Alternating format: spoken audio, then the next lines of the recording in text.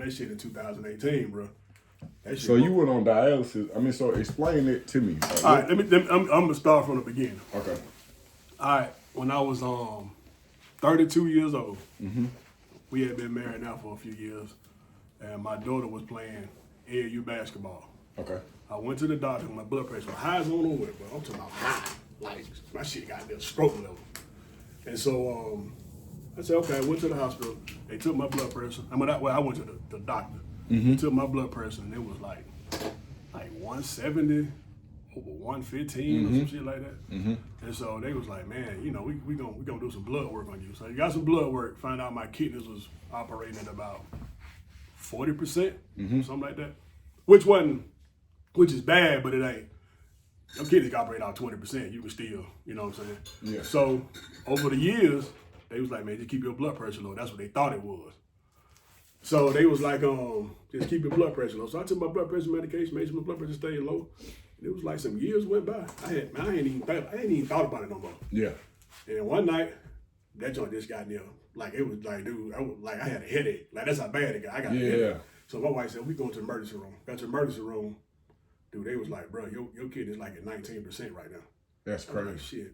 So I went to a nephrologist. Yeah, dropped down to like 16%. So we'll bring you back next month. He said, but hopefully it'll stop.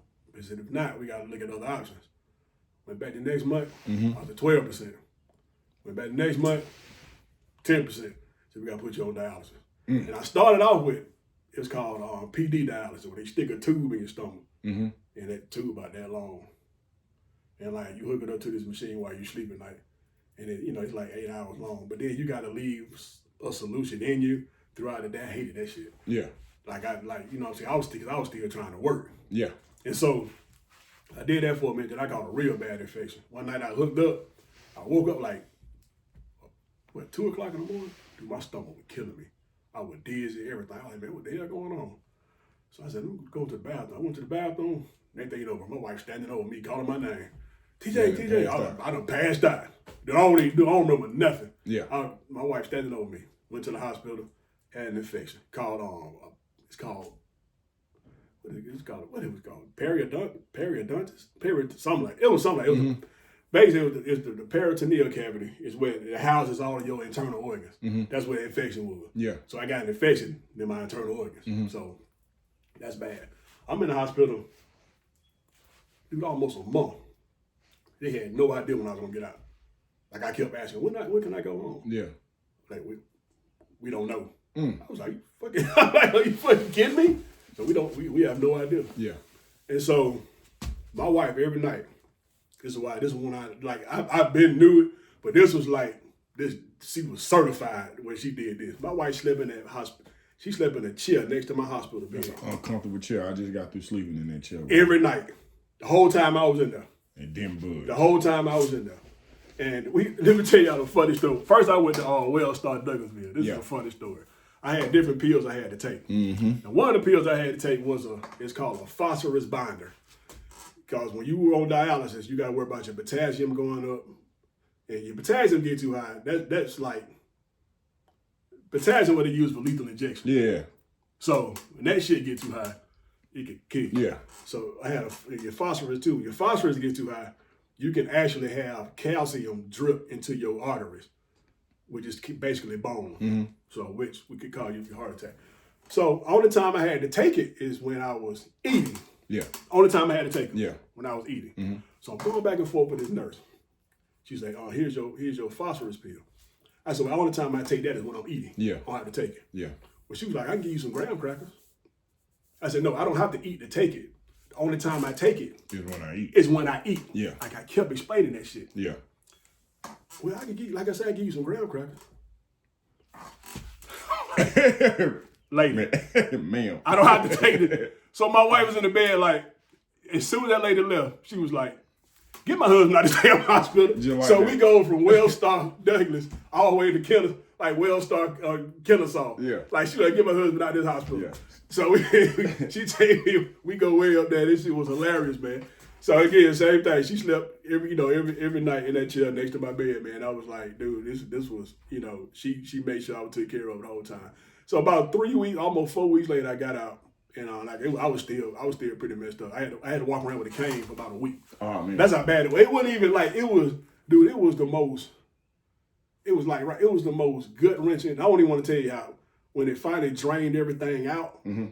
Dude, it looked like it supposed to come out look like urine. Yeah, my junk looked like orange juice, like with pulp and everything. Oh, man. That was how bad that infection was. And so they was like, "Well, you want to go back on PD?" I said, "I ain't gonna never do PD again. I can have that shit." So I started going to the clinic doing hemo. Yeah. That's when they put the needles right here. Yeah. They put something in. I forgot what they call it. They call it a fistula. And what it does is it thickens the vein right here. So they stick needles in here.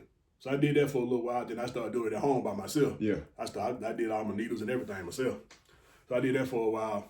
Got my first call for a kidney. Well, first of all, I'm tell you the kidney, getting on the transplant list. Mm-hmm. So what they do, they give you a test where you go to Piedmont or you go to Emory, either one you want to go to, and you were there the whole day. Mm-hmm. You were there for like 8 hours. I had got there at like 7 o'clock in the morning. I ain't leave about 3:30, 4 Mm-hmm. o'clock. They take so many vials of blood, run all these tests on you to make sure that you're healthy enough to get one. Yeah. So I got that done. They said we're gonna give you a CT scan. That's how I knew you. Yeah. You said that machine. I said it's a CT scan. Yeah. I knew exactly what she had. Yeah. They got a CT scan with contrast and a CT scan without contrast. Okay. Now, all contrast is they give you this little liquid to drink.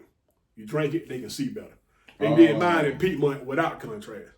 He said, if it don't work, we'll do you one with contrast. I said, why would you do the one with contrast now? From the get-go, yeah. Because I done been through that machine, bro. It's crazy. Dude, it's right there. Right there. And Yeah. you in there, and I'm a big dude. We big. Yeah. You laying in, you like, so we're going to have to do one with contrast. Okay. East West connector, American Imaging. Go in. All right. And they'll do one with contrast. They had to go through that whole freaking machine again. Mm-hmm.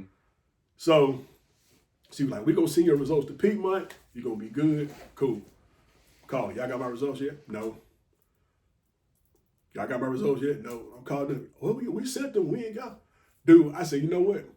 I drove down to American Imaging. Give me my results. Yeah. I want the DVD. Yep. That's And I want the paper. Yeah. Drove them down to Piedmont myself. Yeah.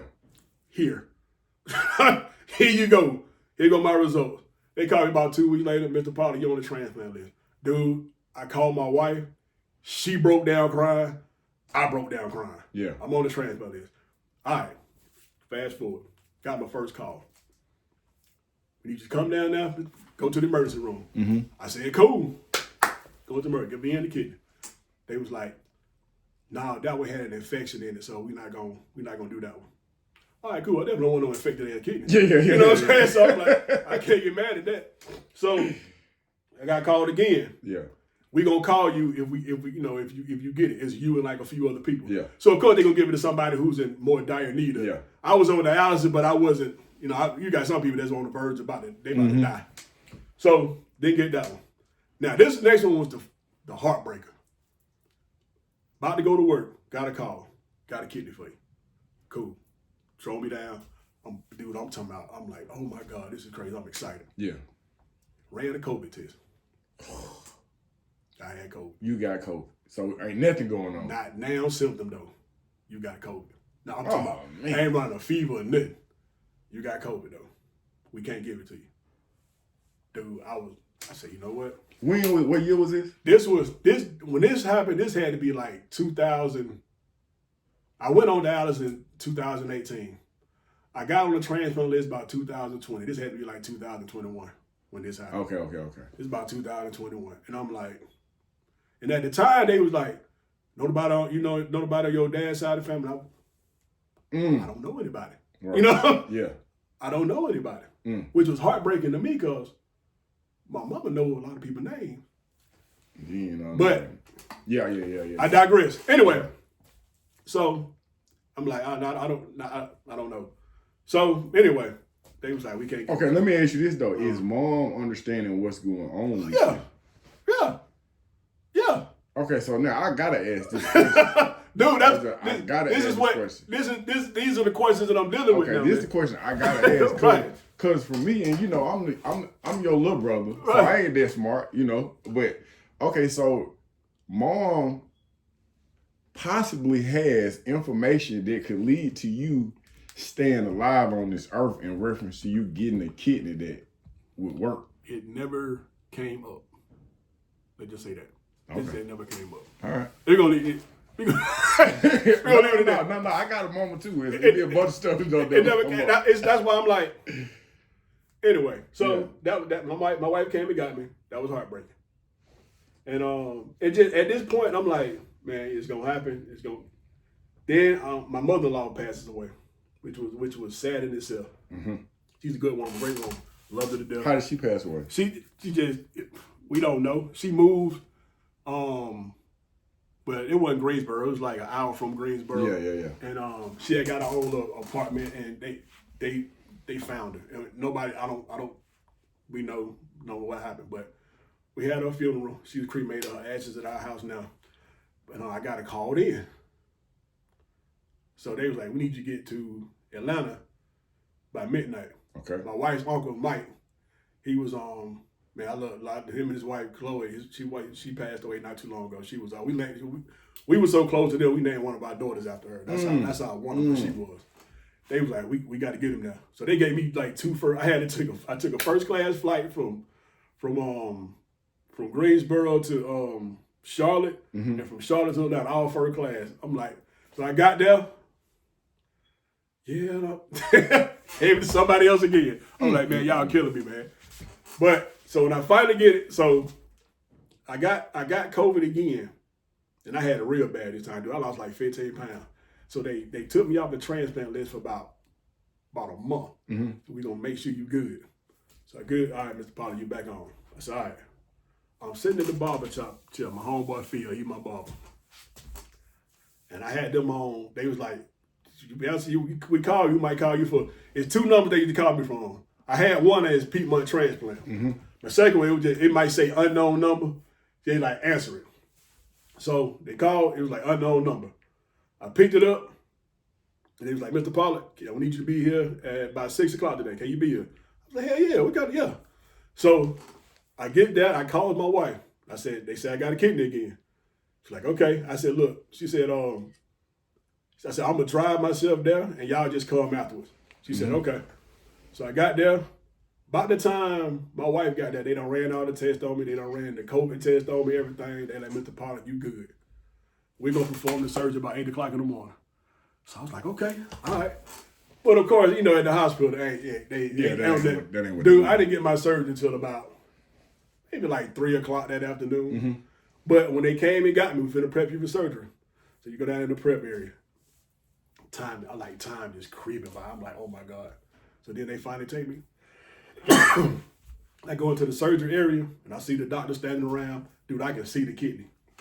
Wow. They got it on the table and they sending this fluid through it. Yeah. Just to keep it pumping. I'm like, damn. Wow. They was like, count backwards from 10. Yeah. Dude, I woke up. So when I woke up, it was funny because like you could feel the pain. You're like, Mr. Pollard, you in pain? I'm like, yeah, that shit hurt. So they give you a little button. The pain is 0 to just hit. Yeah, I was like, just 10. So they give you the button, just keep hitting. Oh yeah. You know what I'm saying? Yeah. Now ain't no hit the button make you constipated too. Yeah, they were like, you keep doing it, make dude. I would hit the shit out that button. But the button gives you more drugs. Give you more drugs, but the drug make you constipated. So it was. So I'm coughing, and I'm to my every time I cough, I'm like, dude, this shit hurt. And it was this little Asian nurse. My wife was about to punch this shit out of me. Because they was like, I was coughing, it was hurt. They were like, where's this pain medication? Where's the pain medication? Oh, I forgot to hook it up. My wife like, you forgot to hook it up? She was, my wife about to punch the crap out of that lady, man. And so, after about a week, they started running tests and all these doctors come in and talk to you, and they was like, man, your kidney's doing great. It was like, it's like, dude, I was like, oh my God, we're going to let you go. I had my surgery May the 5th. Mm-hmm. I think that Monday I got to go home. And so, man, that shit was, bro, I ain't know what to do, bro. Like, I'm just dead serious, man.